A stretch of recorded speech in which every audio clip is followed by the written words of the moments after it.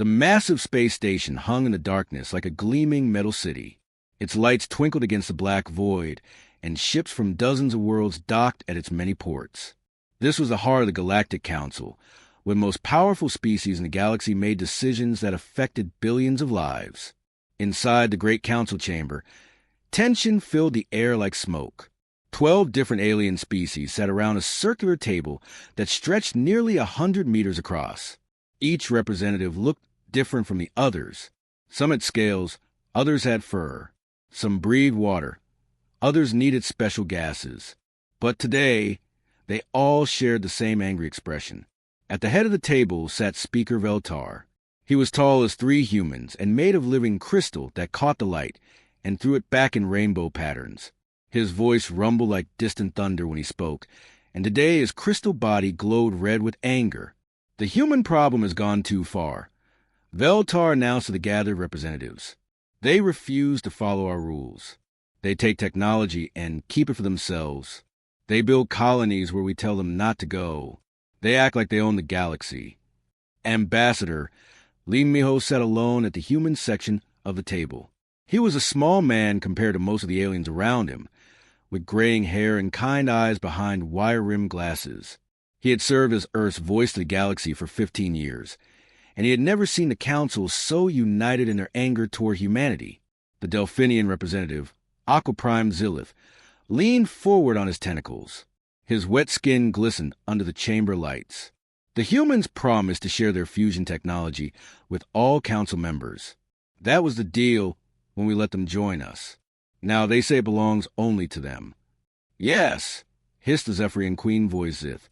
She spoke for her entire hive mind species with millions of connected thoughts. They build starships faster than we can count. They explore systems we have not given them permission to enter. They grow too strong, too quickly. The ancient Etherian elder Morkes spoke in a whisper that somehow carried across the entire chamber. His species had ruled the galaxy long before humans ever looked at the stars. In our long existence, we have seen species like this before. They grow proud. They think they are better than others. If we do not stop them now, they will try to rule us all. Miho listened to each accusation carefully. He had expected this meeting for months. Reports had been coming in from across council space. Human traders were becoming too successful. Human colonies were growing too fast. Human technology was advancing in ways that made the other species nervous. The council has made its decision, Veltar announced, his crystal body now glowing bright orange. Humanity will accept our oversight of all your activities. You will share your fusion technology, your star drive designs, and your medical advances with all council members immediately. You will stop building new colonies without our permission. You will limit your military to ships we approve. The chamber fell silent. All eyes turned to the small human, sitting alone at his section of the great table. Miho could feel the weight of their stares. Some looked angry, others looked afraid, but all of them looked determined. And if we refuse? Miho asked quietly. Then you will face the consequences. Veltar replied. We will stop all trade with human space. We will ban human ships from using council stargates. We will place military blockades around your systems. If necessary, we will use force to make you obey. The Corvani war chief, Thrakbor, slammed his massive fist on the table. His species looked like giant bears with metal claws and red eyes. Humans think they are special because they learn fast, but they are young and weak. One word from us, and their little empire crumbles like sand. The galaxy has been peaceful for thousands of years because we maintain balance, added the Tenhari trade master, Slip 9. His species look like giant squids, but were the best merchants in known space. Humans upset this balance. They must be controlled before they destroy everything we have built. Miho sat quietly for a long moment. Around the table, alien faces watched him with growing impatience. Some representatives were already celebrating, sure that the small human would have no choice but to surrender to their demands. Finally, Miho stood up. He was so much smaller than the others that he barely reached the height of their shoulders even when standing, but his voice was steady when he spoke. The government of Earth and all human colonies rejects the authority of this council to control our sovereign space. He said clearly, "We will not submit to your oversight. We will not surrender our technology. We will not accept limits on our expansion or our military." The chamber erupted in shocked voices. Never in the history of the Galactic Council had any species simply refused their demands so directly. Veltar's crystal body flared bright red. "You cannot be serious, human. No single species can stand against the combined power of the Council." Miho looked around the chamber one last time. Then he picked up his datapad and walked toward the exit. "I guess we'll see about that," he said. As the chamber doors closed behind him, the aliens inside began planning humanity's punishment. None of them realized they had just made the worst mistake in galactic history. 3 days after Ambassador Lee Miho walked out of the council chamber, something strange began happening across the galaxy. On the mining world of Kepler 186F, human engineer Park Sora shut down the massive extraction machine she had spent 2 years perfecting. The alien workers watched in confusion as she packed her tools and headed for the transport ship waiting in orbit. "Where are you going?" asked the Corvani supervisor, his bear-like face twisted with worry. "The machines will not work without you. We do not understand the new systems you build." Sora looked back at the gleaming equipment that had tripled their mining output. "Find someone else to run them," she said simply. "I'm going home." The same scene played out on hundreds of worlds across Council space. Dr. Kim Tae-yoon, who ran the medical research station on Proxima Centauri B, began packing his laboratory. His team of human doctors and scientists worked quietly beside him, loading their equipment and research data onto transport ships. The Delphinian administrator, Glubross, swam frantically around the medical bay in his water-filled suit. "You cannot leave now. We are so close to finding a cure for the neural decay that kills our young. Your research is the only hope we have." Taeyong sealed another container of medical equipment. "Then you should have thought about that before your council decided to threaten us," he replied. "This research belongs to humanity now."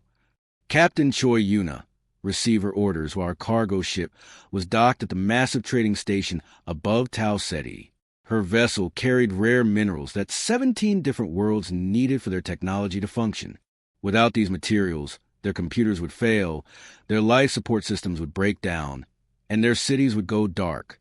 "Captain, please reconsider," begged the Tentari station master, his tentacles writhing with anxiety. "These minerals are vital to our survival. We have contracts. We have agreements." Yuna sealed the cargo hold and prepared her ship for departure. "Your council broke all agreements when they threatened my people," she said.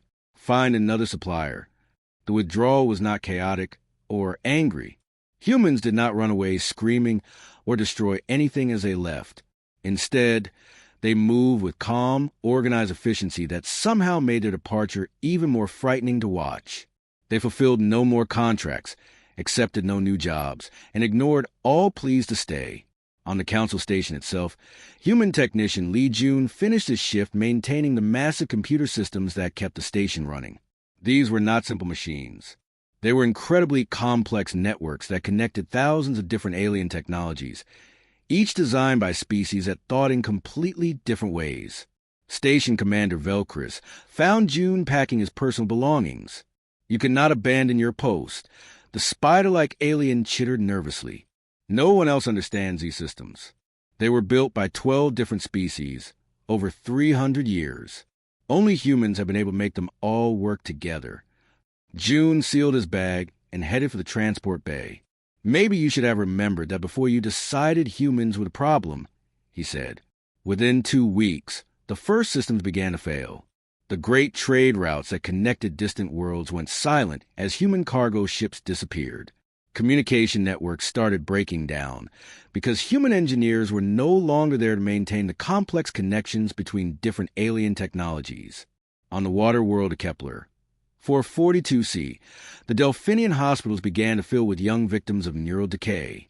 For 5 years, human doctors had been quietly treating this disease with experimental medicines. The Delphinians had not even realized how many of their children were being saved until the treatment suddenly stopped. The Zephyrian hive ships reported similar problems. A plague had been slowly spreading through their collective consciousness for decades. Human medical researchers had developed treatments that kept it under control.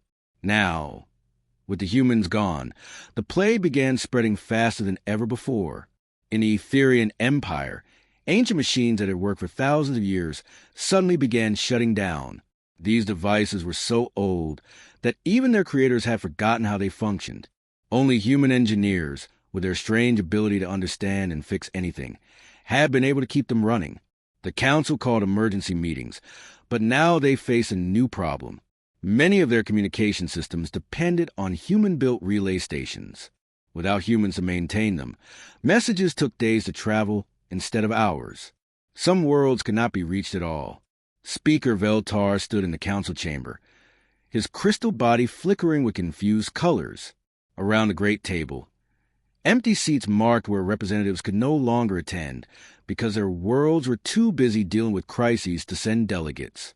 "This is impossible," he declared to the remaining council members. "How can one species leaving cause so much damage? We are the most advanced civilizations in the galaxy." The Tenhari trade master, Slip 9, looked exhausted. His people's economy was collapsing as trade routes failed.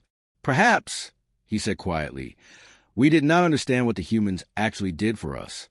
Outside the station windows, the galaxy looked the same as always. Stars shone in the darkness, and worlds spun in their orbits. But something fundamental had changed.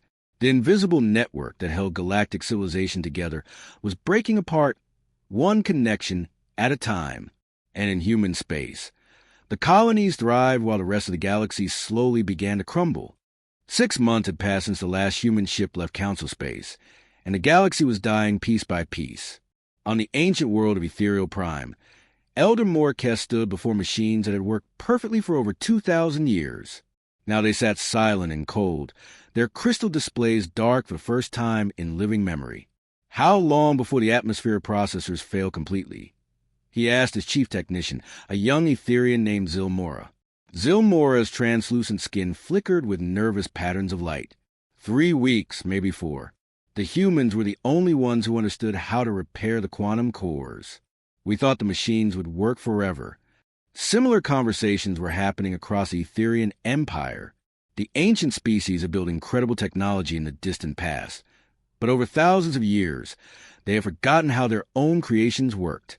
They had grown comfortable letting others, especially humans, handle the technical details while they focused on art and philosophy.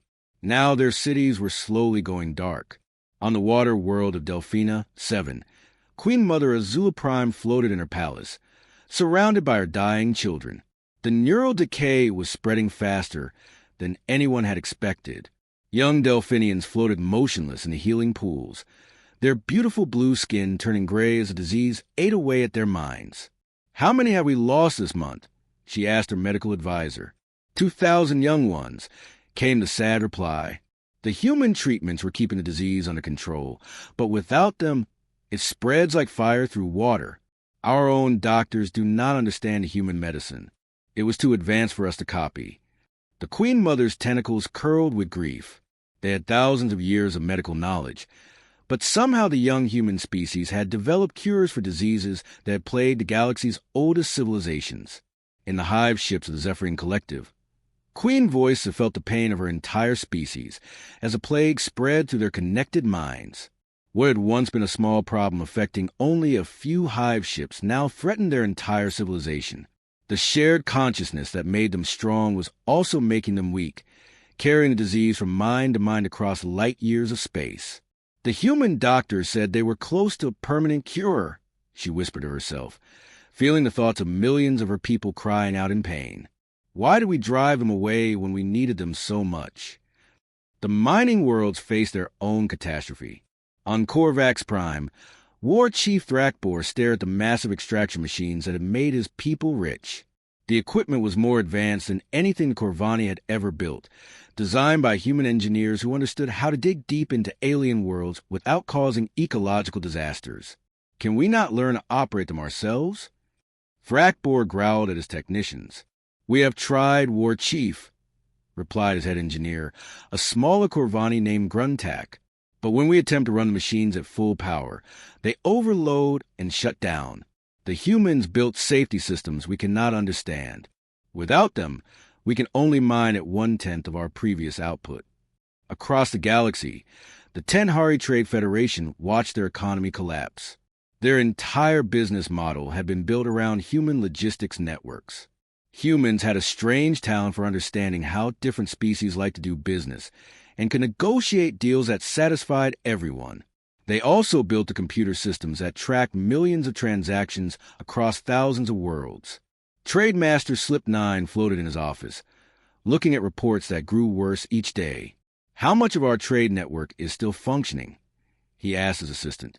"Less than 30%, came a reply. "The human-built routing systems are failing one by one. We are trying to replace them with our own technology, but it cannot handle the complexity. Every day, more trade routes shut down completely." The council station itself was falling apart. Half the sections were now closed because the life support systems no longer worked properly. The great chamber where the council met was lit by emergency power that flickered constantly. The beautiful gardens where diplomats used to walk were dying because the environmental controls had failed. Speaker Veltar called an emergency meeting, but only 7 of the 12 council members could attend. The others were trapped on their home worlds, dealing with crises too urgent to leave behind. "This cannot continue," Veltar announced, his crystal body glowing a sick yellow color. "Our civilizations are collapsing. We must find a solution." Admiral Koroth of the Military Coalition slammed his metal fist on the table. "The solution is simple. We gather our fleets and force the humans to return. They're just one species. We are 12. "And what fleets would those be?" asked the Delphinian representative sadly. "Half of our ships are broken and cannot be repaired without human engineers. The other half are needed to transport medical supplies to our dying worlds." "My people are warriors," Koroth growled. "We do not need human technology to fight." "Your people cannot even leave their home system," Veltar replied coldly. "Your star drives failed 2 months ago. The replacement parts were manufactured on human worlds." The terrible truth was becoming clear to everyone in the chamber. Humans had not conquered the galaxy through force. Instead, they had made themselves so useful, so essential, that removing them was like removing the heart from a body. The galaxy was learning what it meant to live without humans, and a lesson was killing them all. 2 years had crawled by since the humans disappeared, and the once mighty Galactic Council was now a shadow of its former glory. The great station that had once housed millions of beings from across the galaxy was mostly empty. Entire sections had been sealed off when their life support systems failed. The magnificent gardens were dead. The shopping districts were abandoned, and the diplomatic quarters echoed with silence. Speaker Veltar stood alone in his private chamber, looking out at the dying station through a cracked window. His crystal body had lost its bright colors and now glowed a dull gray. Around him, the walls showed water stains where the environmental systems had leaked and failed. A soft chime announced a visitor. Dr. Yilifun, the Etherian archaeologist, entered the chamber. She moved slowly, her translucent form flickering weakly. Like all her people, she was dying as her ancient technology continued to fail. "I have completed my research," she said quietly, placing a data crystal on Veltar's desk. "You asked me to study the collapse patterns of previous galactic civilizations. I have found something disturbing." Veltar picked up the crystal with one of his many arms. "Tell me what you discovered." Yilifun sat down heavily in a chair that had been built for beings much larger than her. "In every advanced civilization we have studied, there was always one species that served a special role. We called them catalyst species. They were not necessarily the strongest or the oldest, but they had a unique ability to connect different groups and make complex systems work together." "And what happened to these catalyst species?" Veltar asked, though he feared he already knew the answer. "Sometimes they died out naturally. Sometimes they were destroyed by jealous neighbors. Sometimes they chose to leave," Yilifun replied. "But in every case, their civilization collapsed within 50 years of losing them. The bigger and more complex the civilization, the faster it fell apart. Veltar's crystal body flickered with understanding. You believe humans were our catalyst species. I know they were, Yilifun said firmly. Look at what they did that no one else could manage. They took 12 different species with completely different ways of thinking and helped them work together. They built translation systems that let us understand each other perfectly. They designed technology that combined the best ideas from all our cultures. She activated a holographic display that showed the galaxy before and after the human departure. Before humans joined us, we were 12 separate empires that barely spoke to each other. Trade was limited, scientific progress was slow, and wars were common. Humans changed everything. They became the glue that held our civilization together. Veltar stared at the display. The difference was shocking. Before humans, the galaxy had been divided into isolated regions. After humans arrived, it had become a connected network of thriving worlds. Now, with humans gone, it was fragmenting again, but they were so young. Veltar protested. They had only been in space for a few hundred years. How could they be so important? That is exactly why they were perfect for the role, Yilifun explained. They had no ancient prejudices. They did not care that the Corvani and Delphinians had fought wars 1,000 years ago, or that the Zephyrians and Etherians had different philosophies about consciousness. To humans, we were all just interesting aliens to learn from and work with. The archaeologists brought up another display showing human colonies. Unlike the dying worlds of Council Space, these settlements were growing and prosperous. Humans did not need us to survive. We needed them. They were explorers and innovators. They would have been fine on their own, but we convinced ourselves they were dangerous because they were different from us. A communication alert interrupted their conversation. The few remaining council members were calling for another emergency meeting. Veltar and Yilifun made their way to the main chamber, walking through corridors that were dark and cold. Only 5 representatives attended the meeting. The others were dead, missing, or trapped on their failing home worlds.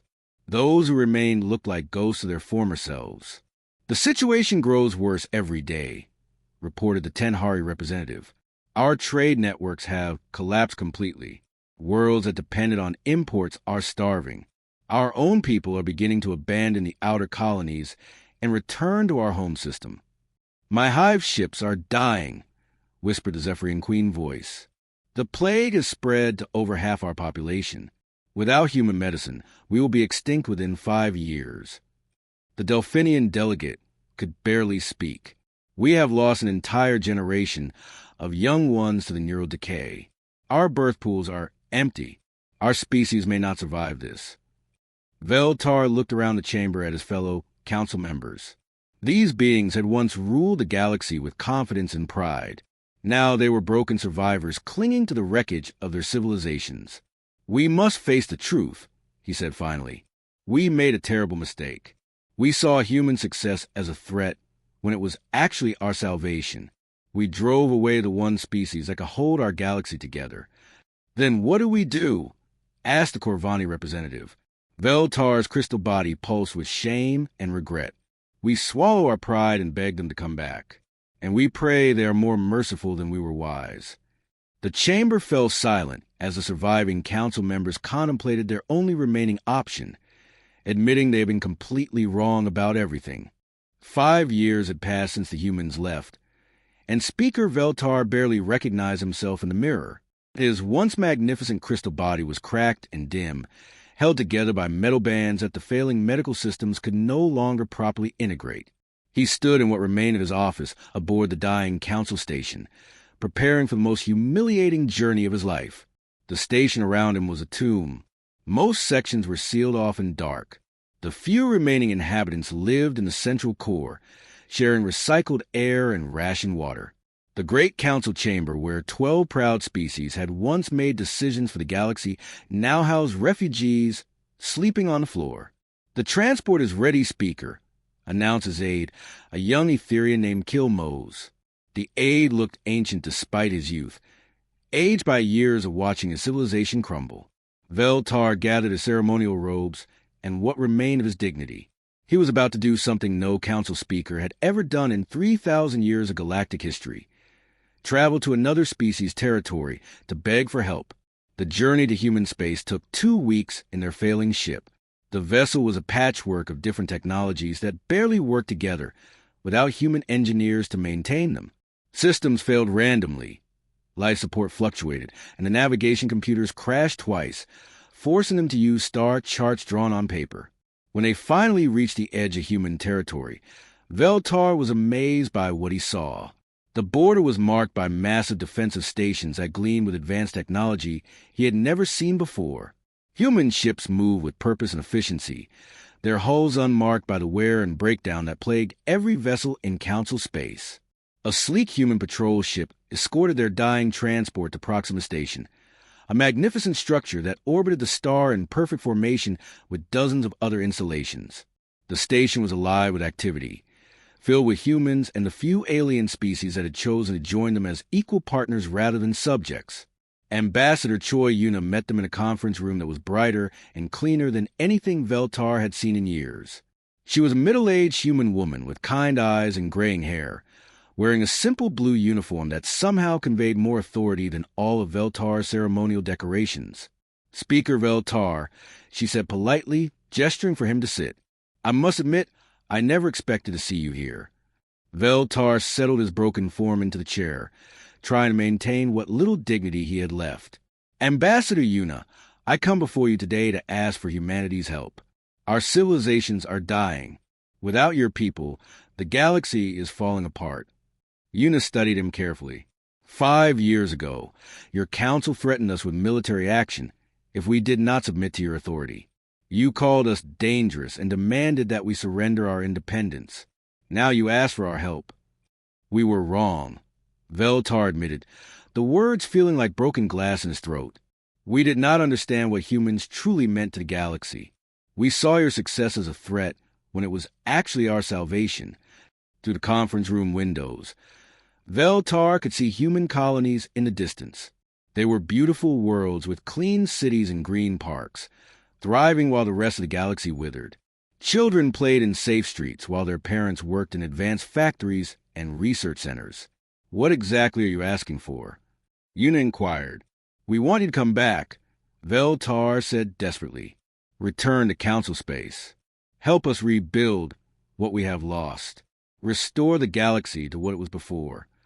Yuna was quiet for a long moment. When she spoke, her voice was firm but not unkind. The galaxy we left no longer exists, Speaker. It died when you chose pride over cooperation. We cannot simply return and fix everything as if nothing happened. Then what can we do? Veltar pleaded.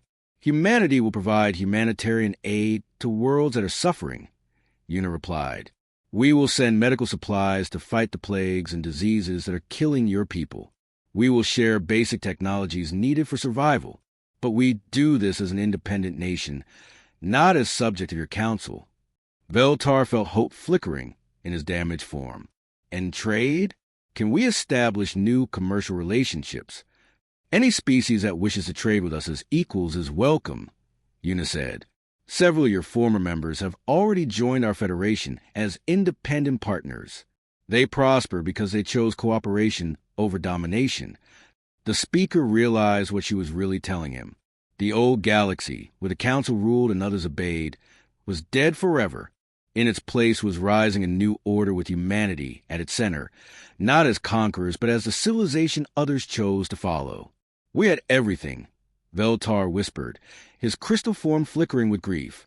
The greatest civilization in galactic history, and we destroyed it because we were afraid of sharing power. Yuna stood up, signaling that the meeting was ending.